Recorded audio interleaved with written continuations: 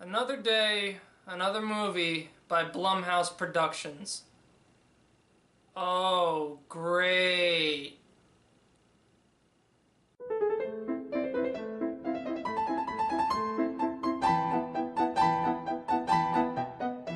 Today's movie that I'm going to be reviewing is a little gem called Hush, which was just released earlier this year. The first time I ever saw this movie was in my floor's common room back in college. My floor mates were about halfway through, but I still decided to sit down and check it out. After finishing the second half of the movie, I decided, whatever. Maybe if I watch the first part of this movie, it'll make a bit more sense. So recently I went back and watched the movie in its entirety. Well, I got news for you folks. The first part of the movie didn't really do anything for me. The movie didn't improve just because I saw the first part of it. But does that make this movie garbage? Not necessarily. A common theme with all these Blumhouse movies is that they all pose very interesting plots that have unique features to them that would make for a promising movie. However, they all usually take those ideas and plunge them down the fucking toilet drain by making them as bare bones and simple as they possibly can. Like, I honestly don't understand what their problem is. They definitely have the money to be creative and design interesting creatures or sets. It's not like they operate on a Wendy's 4-for-4 budget. So how the hell do they keep delivering consistently disappointing movies? That should be their new name. Disappointment Productions. There's nothing wrong with being a disappointment, you know? My parents call me that all the time.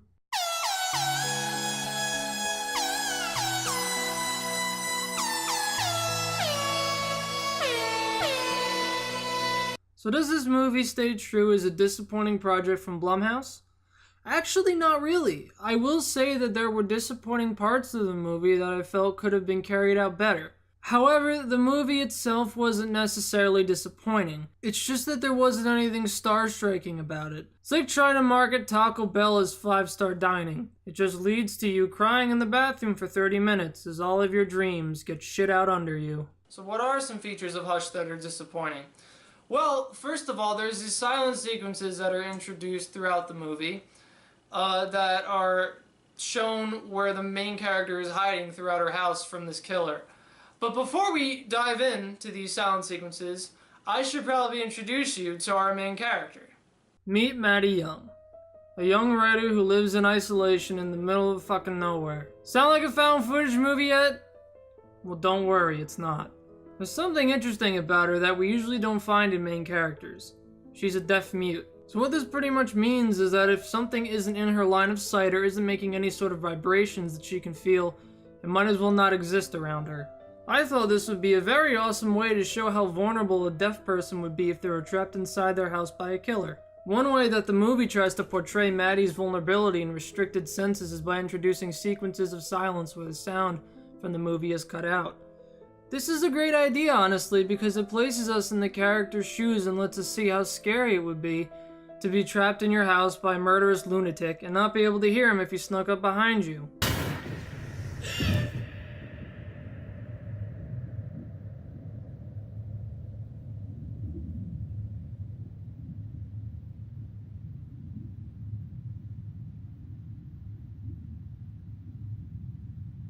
However, instead of making these sequences dragged out to create tension, they throw them in at random times throughout the movie at a duration of 20 to 30 seconds at most. All they had to do was make the sequences a little bit longer and maybe shoot them from a first-person perspective to differentiate them from the rest of the movie. The natural background noise, along with a slower walking pace from this point of view, would have made for some pretty suspenseful sequences. But fuck that, right? Who would want something interesting in a horror movie, for Christ's sakes? And just to make this clear, just because I'm promoting first-person point-of-view sequences in this horror movie does not mean that I'm supporting found-footage movies. I still think they're pieces of shit that should burn in a sacrificial volcano with some virgins I kidnapped last week. Despite this glaring issue that I have, there was something that shocked me beyond belief. Maddie Young is one of the smartest protagonists that I've ever seen in a horror movie. She actually uses the cells in her fucking brain every once in a while to think before she acts. Surprisingly, thinking is something that characters rarely do in horror movies, which is why they end up tripping over some breadcrumbs and breaking both their legs or something just as the killer is chasing them. Throughout the movie, Maddie is always thinking about what she needs to do next to stay alive, and actually thinks about the decisions she needs to make before impulsively doing them. Most horror movies wouldn't care to put as much effort into their main characters as Hush does, so I appreciate this movie a lot for putting care into the creation of its protagonist. However, this does not excuse her from making stupid decisions. There's still a couple dumb moments that Maddie has. There's only 2 of them, thankfully. However, 2 is still unacceptable. First thing she does wrong is bang on the glass door of her porch when her neighbor comes over to check on her. The reason this was so stupid was because her neighbor had been standing right next to the killer for like 10 minutes because the killer was pretending to be a sheriff's deputy. As soon as Maddie started banging on her glass door, her neighbor gets distracted from the killer, which allows the killer to stab the neighbor, whose name is John. Why was this so stupid, you might ask? Well, because she had literally locked herself in the house and was injured at the time. There was not a single thing she could have done to help John by getting his attention, since she would have been murdered if she tried to leave the house. Also, John was doing perfectly fine until she distracted him like that, because the killer wasn't threatening him yet. The killer even mentions after he stabs John that he didn't think he'd be able to kill him, which is why he posed as a sheriff's deputy in the first place. See, I figured I had about a, 2 in 10 chance to keep the fight. She was just so damn big. Actually pretty glad she showed up when she did. Thank you. Maddie literally knew that he was standing outside with the killer near him and still decided it was a good idea to distract him and blow the killer's cover, which would then make John a loose end of the killer. Nice going, dumbass. The other stupid decision she makes in the movie is trying to run away from her house. Twice. Bitch, and I'm not talking about the cat. Let's get this straight. So you tried to make a run for it once and almost died, and then decided to try the same thing again literally 5 minutes later. No surprise her second attempt at running didn't work either, as she got shot in her leg.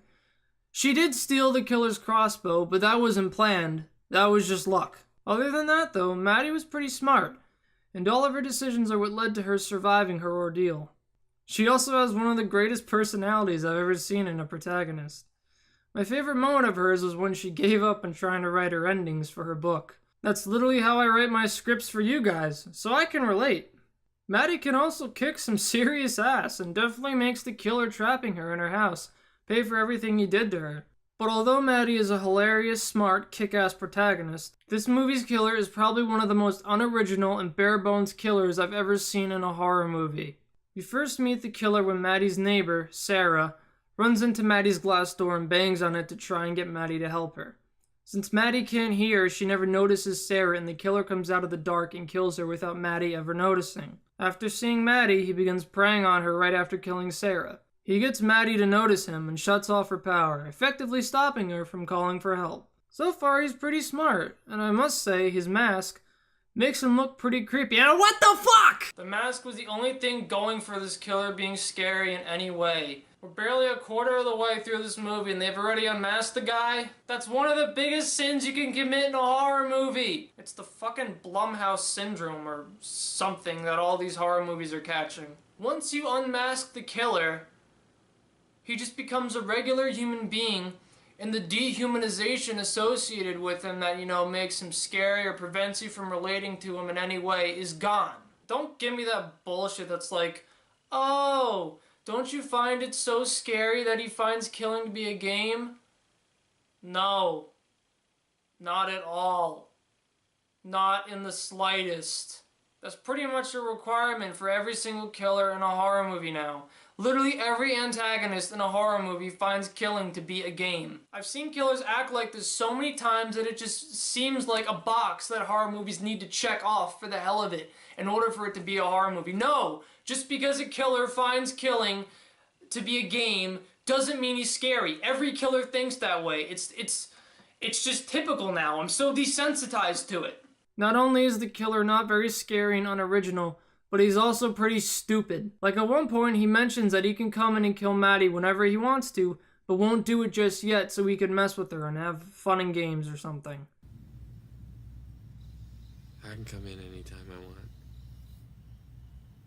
can get you anytime I want. But if he gets off on the game of cat and mouse, why the hell did he kill Sarah almost right away? And if he doesn't care about getting inside the house just yet, why does he spend the first 3/4 of the movie looking through the windows and walking around the house trying to find a way in? Oh, am I gonna get these people? They're gonna get it, boy. Oh, don't just you wait. That's the first time. Oh, I'm gonna come in. I'm coming in. Oh, man. Oh, I'll get in one day. Oh, boy, do I have them now. I'm coming in. I'm coming in. That's a freak. Oh, it's locked. Johnny's gonna get ya.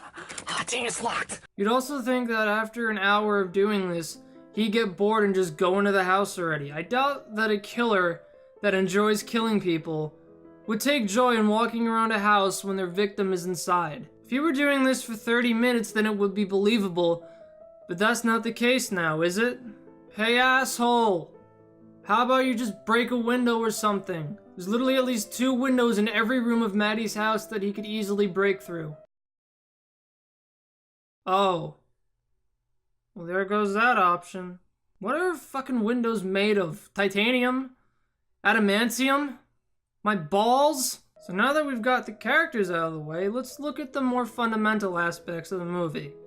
While I have said in the past that I like naturally dark lighting in horror movies, this movie is a little bit too over the top with its darkness. More than half of the movie is covered in darkness, which makes it not only hard to see what's going on, but annoying to have to squint at the screen during several points of the movie. I think for the most part though, this movie got the lighting right. The best part about Hush, and I can't believe I'm saying this, is the sound design. Funny thing is, this is usually the card any director who makes an abysmally shitty movie can pull out to defend his pile of trash. You have to be a complete monkey to mess up the sound design in a film. But Hush has such a good sound design that I have to point it out as one of the movie's biggest strengths.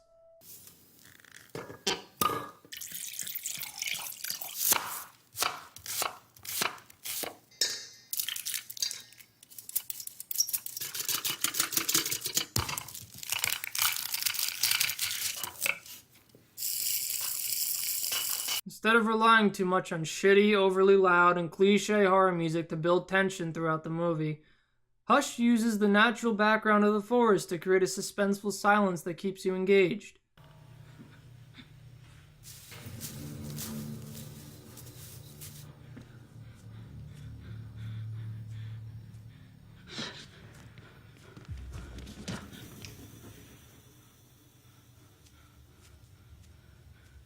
Most of the sounds that the movie captures are extremely crisp and clear.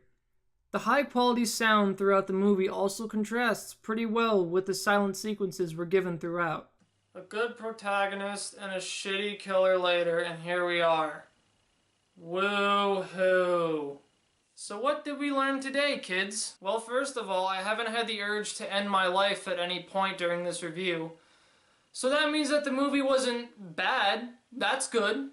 It delivers a pretty good protagonist that doesn't act like an excruciating moron, decent lighting, and a freaking great sound design. But holy crap, was this killer in this movie just unoriginal and unintimidating for me. And several moments of blatant stupidity throughout this movie in some parts just made me want to bash my head against the frickin' wall. I also found it extremely irritating every time they introduced one of those silent sequences because, you know, they would end by the time I started to get the effect of them or start to really enjoy them, and they'd be 20 or 30 seconds long each. Why? Therefore, after a good thought about the movie and a good look at my scale, I decided to rate this movie a 6 out of 10. And while this may seem like a bad score and all, and yada yada yada, you might be saying, why did you rate it so low? On my scale, this is 5 is average on my scale, and this is above average. This is an above average movie. It's not bad, but it's also just like, you know, not good enough to be in the 7s and 8s and up there, because there's so many problems that could have been easily solved. It didn't excel in any new places. Everything it excelled in are things that other horror movies made in the past have already done great. That's it for me today, folks. Please tune in on Tuesdays and Fridays if you want to see more episodes of Nonsensical Cinemas, where these movies make me want to end my life. Tune in next time. Peace.